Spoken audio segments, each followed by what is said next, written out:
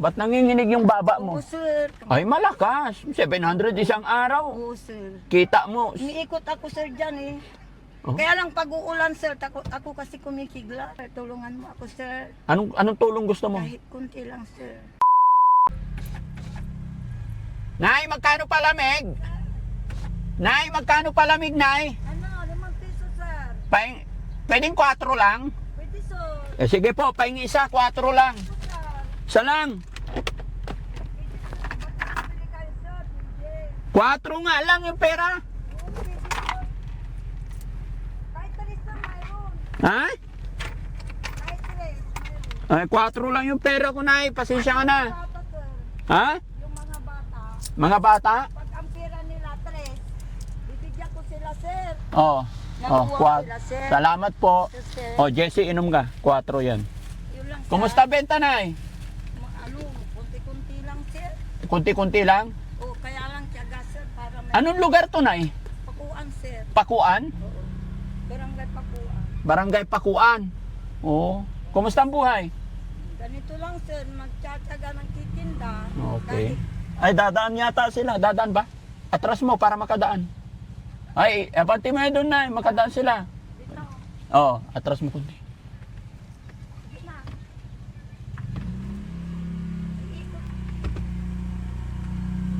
Sorry, ma'am. Ito, Oh, Nay, oh. bakit, sir, ano yan? Wala. Para makilala mo yung nasa unahan namin. Si Daddy Frankie. Opo, kilala mo si Daddy Frankie? Daddy Frankie. Nandoon si Daddy Frankie. Hindi, ikaw, si Daddy Frankie. Kilala ko, sir. Hindi, ako si yung kapatid ni Daddy Frankie. Hindi, ikaw, sir. Ikaw si Daddy Frankie. Hindi po. Ikaw, sir. Paano mo nasabi? Nakikita ko sa Facebook, marami kang tinutulungan, sir. Ano pangalan mo, Nay? Luz Biminda de Guerto, sir. Ba't nanginginig yung baba mo? Oo, sir. Kasi, sir, kailangan kong, sir, tulungan mo ako. Bakit? Anong problema mo sa buhay? Yung mata ko, sir, gusto kong, pakita. Gusto mo ipakita High yung mata blood mo? pa ako, sir. Ha? Tulungan mo ako. High blood ako. Ano po? High blood. Ano ba talaga problema mo? Mata o high blood? Nagme-maintenance pa ako. Ay, nagme-maintenance. Oo, sir. Ilan taon ka na ba, Nay? Titi na, sir. Ilan anak? 5, sir. Ano hanap buhay? Wala, sir. Mag-asawa na sila. Yung mga anak Hindi, nila. ikaw po, ano hanap buhay? Ito lang, sir. Hmm. Bibinta-binta. Ha? Nagbibinta-binta, sir. Kahit kunti-kunti. Ilan ang anak mo, Nay? 5, sir. 5. Asawa mo po, Nay? Sir, nagpa-farmers. Kaya lang kung sumaki yung kanya, hindi siya makapunta ng bukid. Oh. Kasi may sir. Mayroon siyang arthritis, sir. Sumasaki yung paa niya lagi. Ang daming sakit, Nay. O kasi pag sumakit ang paa, sir, lahat na yun. Oh, ilang taon na po yung anak mo, Nay? Anak kong panganay. Opo. Na, sir, 32 na. Yung bunso. Yung bunso, 43 na. Eh, ba't nanginginig si nanay? Oo, sir. Nakita kita, sir. Ha? Tulungan mo ako. Daddy Frankie.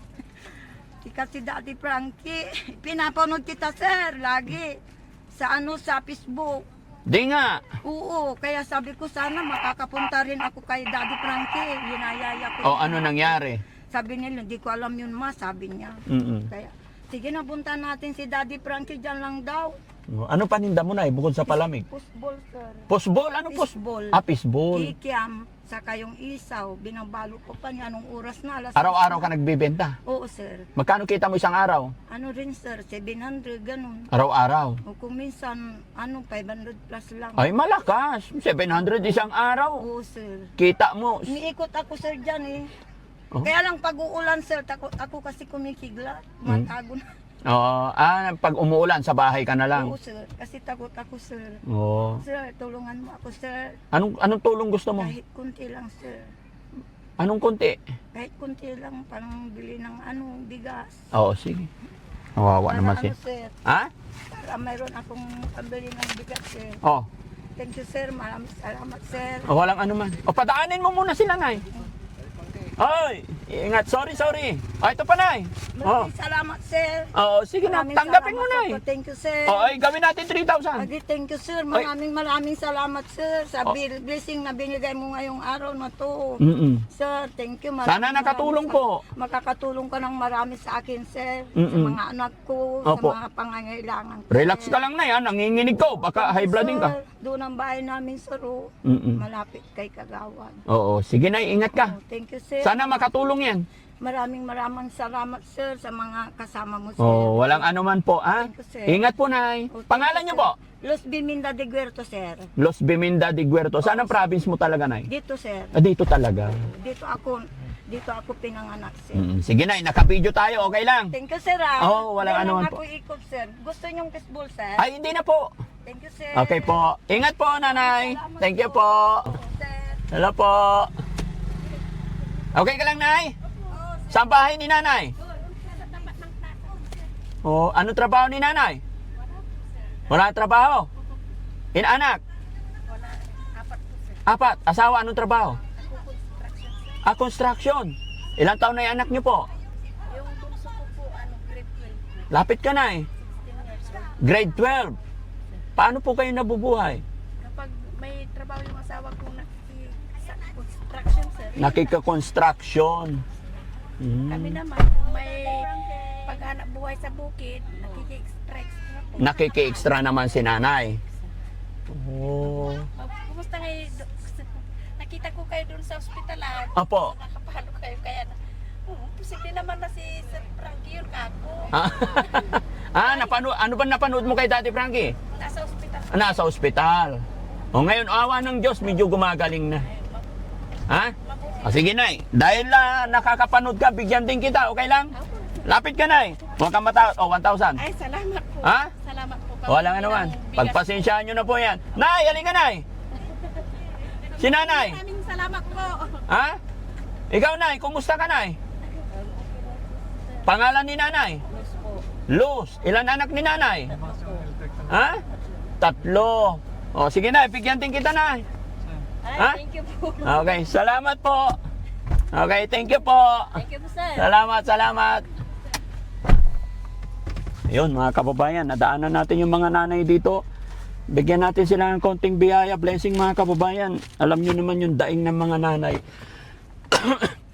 Puro walang pambiling bigas.